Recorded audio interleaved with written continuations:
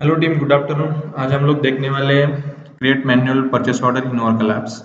तो यहाँ पे मैनुअल परचेस ऑर्डर क्रिएट करने के लिए क्या क्या उसके ऑब्जेक्टिव्स क्या है, उसका पर्पस क्या है, उसका एग्जांपल क्या है, हमने यहाँ पे डॉक्यूमेंट के अंदर दिया हुआ है। ठीक है, तो यहाँ पे हम इजी समझने के लिए एक एग्जांपल ले लेते हैं कि हम मैनुअल परचेस ऑर्डर किस सिनेरियो के अंदर क्रिएट करते हैं। अगर हमारा जो एल्गोरिदम डिफाइन किया हुआ है ऑटोमेटिक परचेस ऑर्डर रिलीज होने का, अगर वो इफ इन केस कुछ यूजर मिस्टेक के कारण या फिर सिस्टम एरर के कारण अगर वो एल्गोरिदम चल नहीं रहा है, स्टक हुआ हुआ है, तो in that case we need to raise a manual PO to complete our requirement. Okay, अगर हमने यहाँ पे देख सकते हैं एक प्रोसेस फ्लो डायग्राम बनाया हुआ है मैनुअल PO कैसे क्रिएट होता है उसका। तो यहाँ पे प्रोसेस फ्लो डायग्राम के अंदर हमने each and every step mention की हुई है विद नोट्स कि एक्चुअल में यूजर को क्या क्या परफॉर्म करना पड़ेगा, तब जाके यूजर कंप्लीटली उसको सक्सेसफुली क्रिएट कर पाएगा वो परचेस ऑर्डर को। ठीक है, यहाँ पे एक प्रोसेस फ्लो है।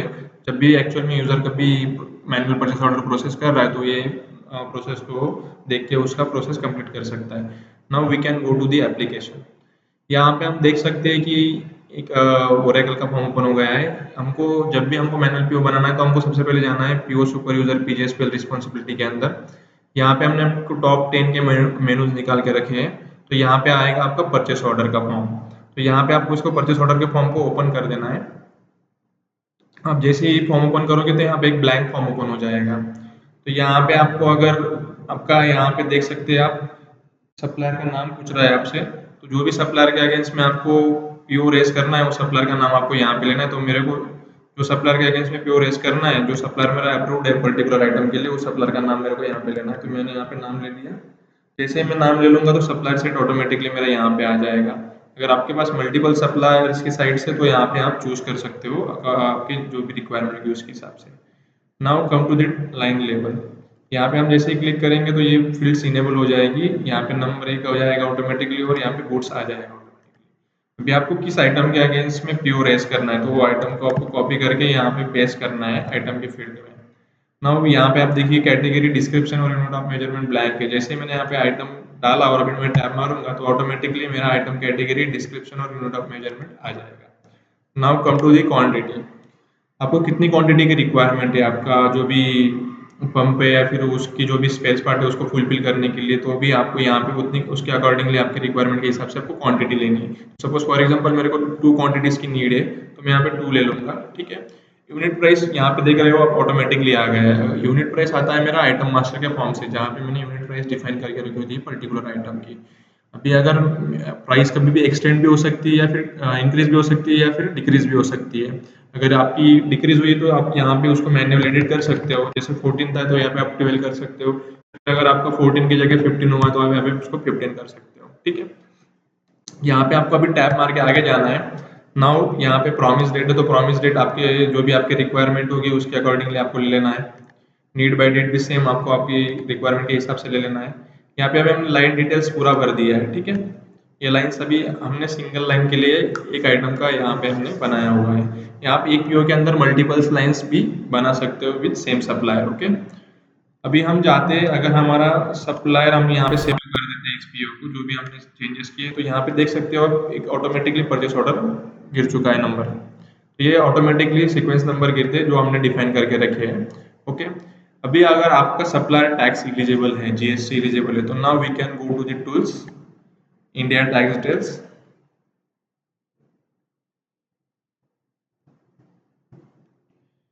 Will take some time to open the form. Okay, now यहाँ पे आप देख सकते हैं यहाँ पे आपका आइटम जो डाला आपने वो आ गया है, उसकी क्वांटिटी आ गई है और उसका यूनिट ऑफ प्राइस आ गया है। अभी यहाँ पे आएगा टैक्स कैटेगरी का फील्ड।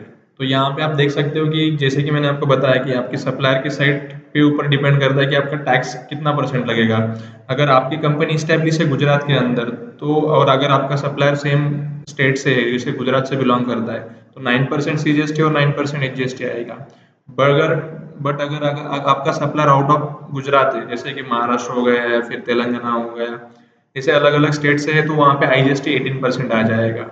ओके, तो यहाँ पे हम लोग ले लेते हैं सीजीएसटी एचजीएसटी 9%, सीजीएसटी परसेंटेज यहाँ पे हमको लेना है सीजीएसटी एचजीएसटी 9% आईएनवी वाला टैक्स कैटेगरी। यहाँ पे जैसे ही हम इसको लेंगे तो हमको यहाँ पे सेव कर देना है। ठीक है, नाउ यू कैन सी यहाँ पे टैक्स का अमाउंट जो भी था कैलकुलेट होकर ऑटोमेटिकली यहाँ पे आ गया।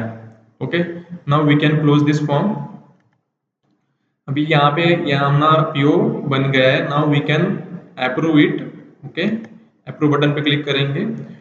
यहाँ पे हम फॉरवर्ड का चेकबॉक्स इनेबल करेंगे, इसको इनेबल करेंगे फॉरवर्ड को।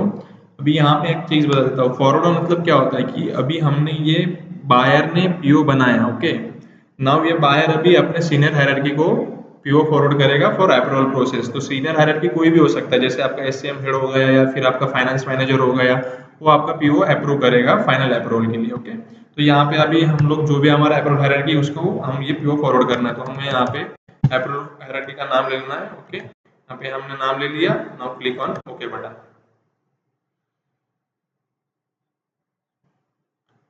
तो यहाँ पे हमने ये फॉरवर्ड कर दिया है हमारे अप्रूवल मैनेजर को। नाउ अभी हम लोग हमारा पीओ का स्टेटस देख लेते हैं, जो भी हमने पीओ बनाया है। यहाँ पे हम डालेंगे 25% 276।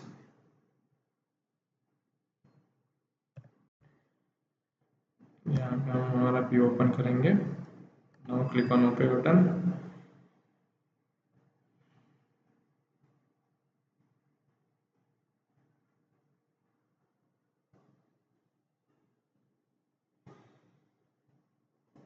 It will take some time. Okay,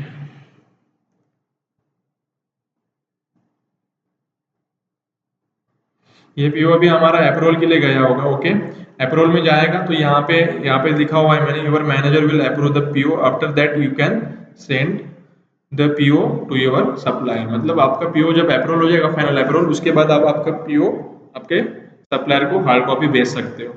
okay, thank you.